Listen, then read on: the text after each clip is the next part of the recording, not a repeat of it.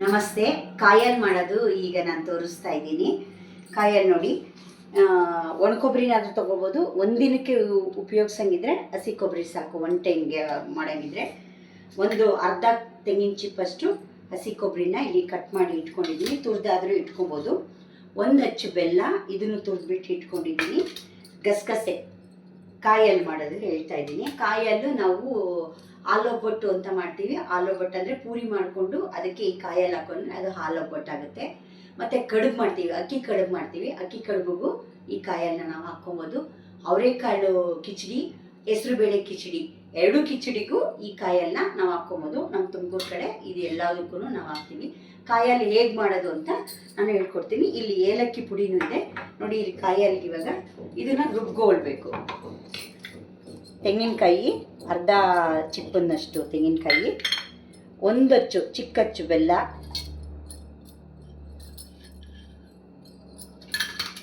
ಗಸಗಸೆ, ಏಲಕ್ಕಿ ಪುಡಿ.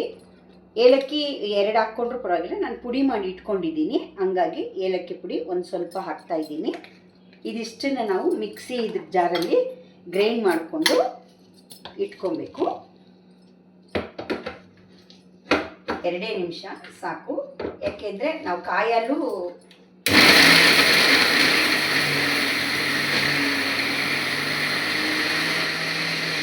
ಯಾಕೆ ಒಣಗದಾಗಿ ಹಿಂಗೆ ರುಬ್ಕೊಳ್ಬೇಕು ಅಂತ ಹೇಳಿದ್ರೆ, ನಾವು ಗಸಗಸೆ ಹಾಕಿರ್ತೀವಿ.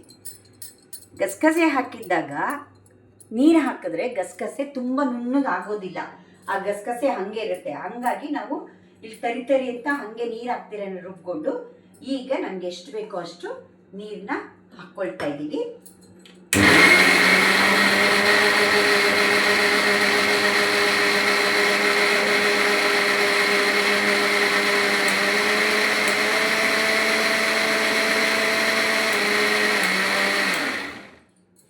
ನೋಡಿ, ಹಸಿದಾಗೂ ಇದಕ್ಕೆ ಕಡಲೆಪಪ್ಪು ತುಂಬ ಗಟ್ಟಿ ಬರಬೇಕು ಅಂತಂದರೆ ಇದಕ್ಕೆ ಕಡಲೆಪಪ್ಪನ್ನ ಆ್ಯಡ್ ಮಾಡ್ಕೊಬೋದು, ನಾವು ಹಾಕ್ಕೊಳ್ಬೋದು. ಇದನ್ನು ನಾವು ಹೀಗೆ ತಿನ್ನಬೇಕು ಅಂತಂದರೆ, ಒಂದೊತ್ತಿಗೆ ತಿನ್ನಬೇಕು ಅಂದರೆ ಹಿಂಗೆ ಹಾಕ್ಕೊಂಡ್ರು ಚೆನ್ನಾಗಿರುತ್ತೆ. ಇಲ್ಲ ನಾವು ರಾತ್ರಿಗೆ ತಿಂತೀವಿ ಅಂದರೆ ಇದನ್ನು ಬಿಸಿ ಮಾಡಬೇಕು. ಬಿಸಿ ಮಾಡೋದಕ್ಕೆ ನಾನು ಇಲ್ಲಿ ತಪ್ಪಲೆ ತೊಗೊಂಡಿದ್ದೀನಿ ನೋಡಿ. ನಾನು ಬಿಸಿ ಮಾಡ್ತಾಯಿದ್ದೀನಿ. ಯಾಕೆಂದರೆ ನೈಟ್ವರೆಗೂ ನಾವು ಯಾರು ಮನೆಯಲ್ಲಿ ಇಲ್ಲ, ಗಂಡು ಸಾಚೆ ಹೋಗಿದ್ದಾರೆ, ಅವ್ರು ಬಂದೇ ಅವ್ರಿಗೆ ತಿನ್ನಬೇಕು ಅಂದರೆ ನಾವು ಕಾಯಿಸಿಟ್ಕೊಬೇಕು. ಇದನ್ನು ಬಿಸಿ ಮಾಡ್ತಾಯಿದ್ದೀನಿ. ಇಲ್ಲ ನಾವು ಹೀಗೆ ಮಾಡಿ ಒಂದೇ ಸಲ ನಾವು ತಿಂದು ಖಾಲಿ ಮಾಡಬೇಕು ಅಂತಂದರೆ ಬಿಸಿ ಮಾಡೋ ಅಷ್ಟಿರಲ್ಲ, ಹಸಿ ಹಾಲಿನಲ್ಲೇ ಹಾಕ್ಕೊಳ್ಬೋದು. ಬಿಸಿ ಮಾಡ್ತಾಯಿದ್ದೀನಿ ನಾನೀಗ ಇದನ್ನು. ನಿಮ್ಗೆ ಎಷ್ಟು ಬೇಕೋ, ನಿಮಗೆ ಗಟ್ಟಿ ಬೇಕೋ ಅಥವಾ ತೆಳು ಬೇಕೋ. ಗಟ್ಟಿ ಬೇಕು ಅಂತಂದರೆ ಎಷ್ಟು ರುಬ್ಬಿರ್ತೀವೋ ಅದಕ್ಕೊಂದು ಸ್ವಲ್ಪ ನೀರನ್ನ ಹಾಕ್ಕೊಳ್ಳಿ. ತುಂಬ ತೆಳುಗೆ ಬೇಕು, ಕುಡಿಯಂಗೆ ಬೇಕು ಅಂತಂದರೆ ಒಳ್ಳೆಯದು. ಇದು ನಿದ್ದೆ ಬರುತ್ತೆ ಚೆನ್ನಾಗಿ, ನರಗಳಿಗೆ ಶಕ್ತಿ ಕೊಡುತ್ತೆ. ನರ ಆಯಾಸ ಆಗಿರೋದನ್ನು ಇದು ಗಸಗಸೆ ಹಾಲು, ಕಾಯಿ ಹಾಲು ತಂಪು ಮಾಡಿ ಕುದಿಸಬೇಕು. ನೋಡಿ ಹಿಂಗೆ ಕುದ್ದಿದೆ ನೋಡಿ, ಸುತ್ತಲೂ ಇದು ಮಾಡ್ಕೊಳ್ಳೋದು. ಈ ಥರ ಬರುತ್ತೆ ನೋಡಿ.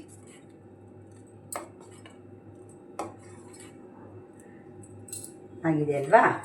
ಈಗ ನಾವು ನೋಡಿ, ಈಗ ಇದು ತಿನ್ನೋಕ್ಕೆ ರೆಡಿಯಾಗಿದೆ.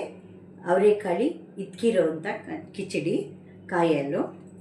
ಟೇಸ್ಟ್ ನೋಡಿ ಹೇಳ್ತೀನಿ.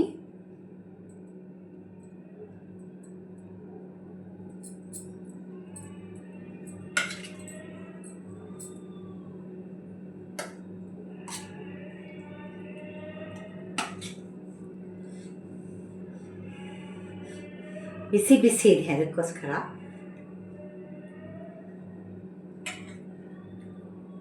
ಸೂಪರಾಗಿದೆ.